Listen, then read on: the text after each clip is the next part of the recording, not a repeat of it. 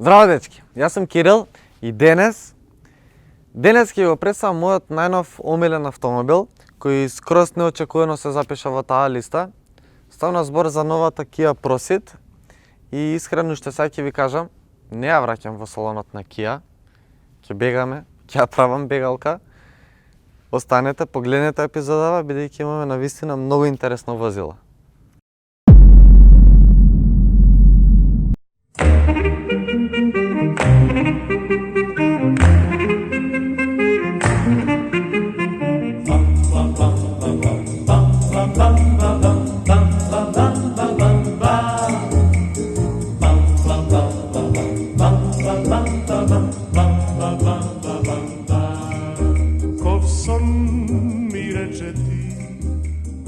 Kia навистина ми изненади. Видете, Proceed изгледа навистина многу убаво. Мислам дека Proceed не само што изгледа најубаво во неговата класа, туку мислам дека општо за цела оваа година го има најубавиот дизајн, барем според мене. Како и да е, однапред изгледа како нормалниот сит, како обичниот. Има одредени разлики во браникот и тоа тука со овие црвени детали на маската кои што се внатре, GT буквите, црната сјајна пластика, спойлерот со црвениот детал, овие странични отвори за воздухот кои што не се тука фейк, туку имаат намена и секако 18-инчните бандажи. Горе-доле мислам дека тоа се разликите со обичниот сит. Тука странично, мислам дека тука ми е најубав Proceed, бидејќи тука приметувате не станува збор за класичен караван, туку за шутинг брейк. Шутинг брейк до сега имаше само Mercedes, а еве сега и Kia. Тоа значи дека е караван со купе дизајн на задниот дел, многу кул. Тука на страничниот дел го имате и овој страничен спойлер исто така со црвениот детал, многу ми се допаѓа. И видете го задниот дел. Kia секоја чест, многу ми се допаѓа мене искрено. Да, ќе се согласам со вас. Овие задни светла потсетуваат како Porsche Panamera. Јас искрено мислам дека не се превземени од нив, повеќе ми потсетуваат на Stinger-от. Има доста сличност ако го приметите. Нормално поради самиот купе дизајн има одредени измени, но ми се допаѓа. Како и да е, го имате ова светленце тука горе исто како во Формула, го имате овој дифузер доле и огромните два издува од страна. Не се фейк, делумно, бидејќи ова се украси, но внатре се цевките од оригиналниот издув и тоа од двете страни. Имате два отвори. Сега мислам дека е редно време да ви го покажам багажникот, бидејќи треба видиме и околу практичноста.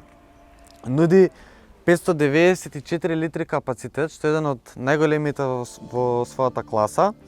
Имате рамен под, делумно, имате мала висинска разлика со ивицата на браникот. Ми се допаѓа оваа шина, која што помага при прикачување и прицрстување на вашиот багаж, дополнителност. Иначе шинава се движи напред-назад. Исто така можете да поставите и ски или други подолги предмети, се спушта само средниот дел. И нормално ги имате стандардниве куќи и за качалки. За жал нема приклучок за струја. Имате, ми се допаѓа отвори под подов. Тоа доста големи места за товарање имате. Тука ми се допаѓа што можете да поставите оваа даска, завеса, како и да ја нарекувате. Ја ставате тука доле, си затварате и не ви пречи воопшто, што е супер. Друга страна исто така ми се допаѓа што ако сакате да го зголемите багажот, не мора да вртите од страна. Со еден потек ги спуштате седиштата и добивате уште поголем багажник и совршено рамен под, што е многу кул, не мора да се малтретирате од страна. Сега дојдеме внатре ви покажам и видете, си имате автоматска врата, многу кул. Само пред да влезам, сигурно мислите дека поради овој купе дизајн ќе имате проблем со главата внатре. Истото јас го мислев, но кога ќе влезете внатре, само ги вратам седиштава. Ето така, кога ќе влезете внатре, ќе приметите дека простор за главата имате доволно, што воопшто не го очекував, но од друга страна просторот за нозете е малку скратен. Имате простор за нозете, да, ова предното седиште наместено според мене и гледате дека имам пак доволно простор, но за разлика од стандардниот сет, таму имам огромен простор за нозете, тука е скратен нормално поради дизајнот, поради багажникот, но е окей сепак. Седиштава се доста комотни и удобни. Не секој и не секогаш ќе примети дека седиштава се спуштени малку подоле, се закосени, а подот е малку подиздигнат, па го приметувате овој лак на нозете. Малку ќе ви биде неудобно на подолги патувања, не мора да значи дека за секого, но чисто да знаете за разлика од некои други модели, ја имате оваа разлика. На средниот дел, тунелов, како што гледате, е доста низок, широк е, да, точно, но кога ќе седнете на средниот дел, воопшто немате проблем со нозете со другите двајца патници од страна. Седиштето не е превисоко за разлика од останатите две од страна и имате одлична висинска разлика, но како што можете видите горе, допирам со главата на покривот. Малку ова не ми се допаѓа, бидејќи јас тука не би седел ниту за кратки, ниту за долги патувања. Да, кровот е малку спуштен поради стакленото кровче горе, но сепак и со обичниот покрив пак ќе имате проблем со главата. Тука доле на средниот дел за жал немате приклучок за струјата, имате само отворчиња за климата. Ми се допаѓа што двете седишта имаат грејачи на седиштата, значи не само напред, туку имат и позади. И ми се допаѓа што ова светло доаѓа некако точно над вас, осветлува преубаво, кога читате, кога играте, кога работите, што и да правите, светлово ви доаѓа одлично. Имате тука одма до него и закачалки, ги немате на столбовиве, поставени се тука горе, малку ќе ви пречи на видикот, но сепак е во ред што имате. Се годиме напред.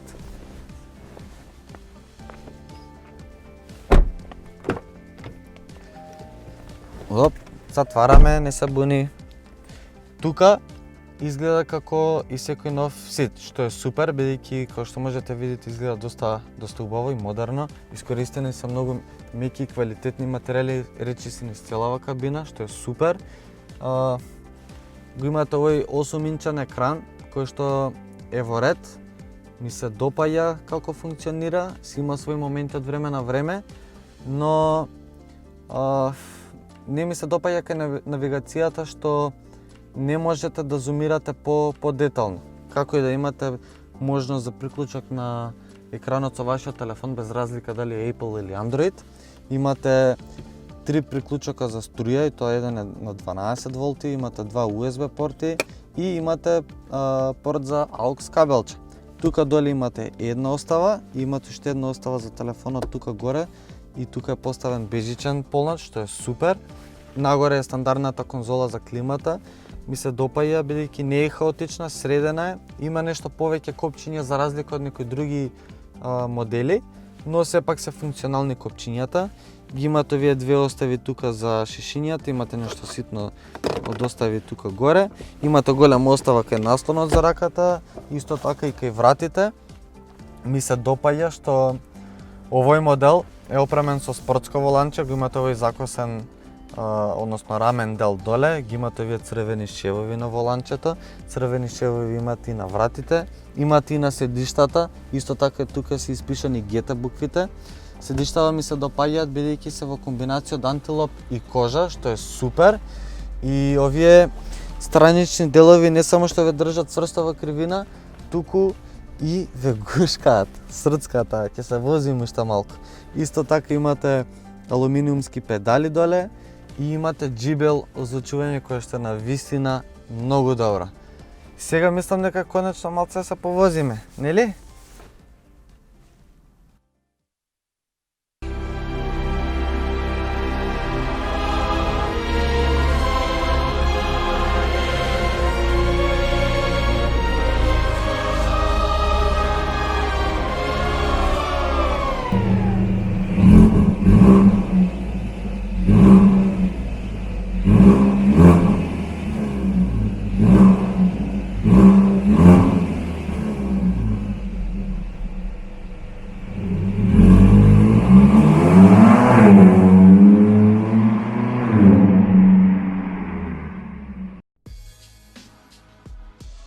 звучи предобро, нели?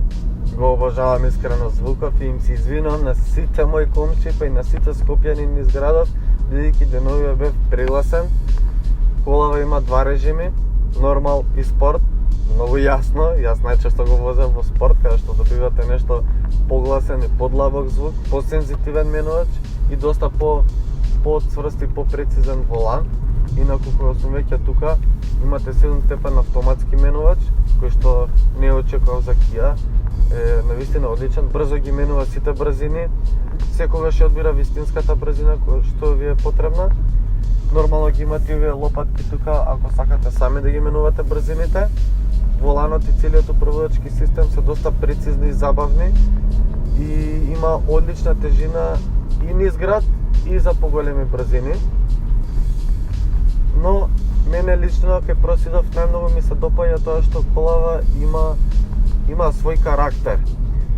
Односно, да, не е идеална, си има свој мани, но ми се допаѓа што не ги крие тие мани, ги кажува и заедно со помош на вас, со возачот, ги решава сите тие проблеми, ви дава доволно слобода да го маневрирате, да имате доволно контрола над самото возило, точно тука и тој да помогне некој пат со сите негови системи, а ги има премногу, бидејќи ова е GT изведба, највисокото ниво на опременост и има буквално се што ќе ви текне. Имате паркинг сензори, паркинг камера, стаклен покрив, спортски седишта, спортско воланче, 18-инчни бандажи, имате систем за автоматско застанување, систем за задржување на автомобилот во лента, систем за препознавање на пешаци, грејачи на седишта напред и позади на стаклата, на вистина многу опрема. Тука имаме 1,6 турбо бензинец мотор со 204 конски сили. Многу моќен и многу брз мотор, навистина не очекував да е толку многу. Но има и малку повисока потрошувачка, односно најниско успев да симнам на 10,5 литри, највисоко ми беше 17 литри, но во просек ми излегува некаде околу 11,3-11,4, што пак е доста висока потрошувачка. Во понуда имате и GT Line, тоа значи дека го добивате истиот изглед од надвор, со нешто послаба опрема внатре и со нешто послаби моторчиња, поточно 1.0 цилиндречен, 1.4 бензинец и 1.6 дизел. Добри мотори се, но јас би останал со овој пакет. Многу ми се допаѓа искрено. Добивате 7 години гаранција, спортски перформанс и богата опрема, но за жал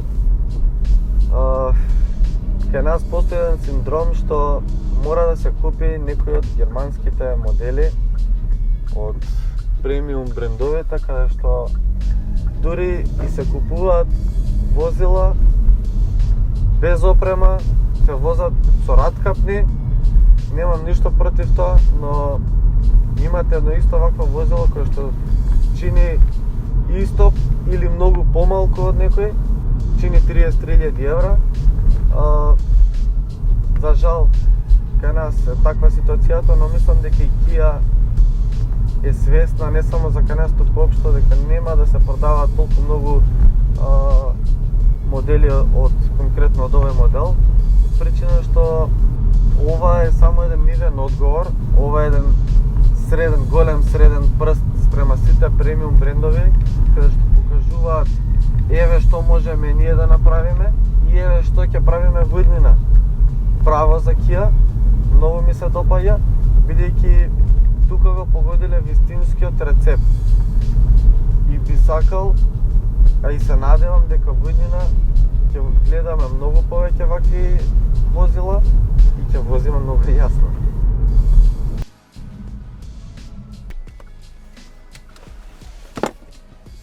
Океј, дечки, тоа беше новиот Kia Proceed GT и како што ви кажав на почеток, јас колава не ја враќам у салон, ми се допаѓа, тоа веќе многу добро го знаете. Фичо, еве ти ги стварите. Следете не, наскоро ќе имаме многу нови епизоди. Се гледаме. Поздрав. Чао. Кирил, сериозен си? Дојди бе!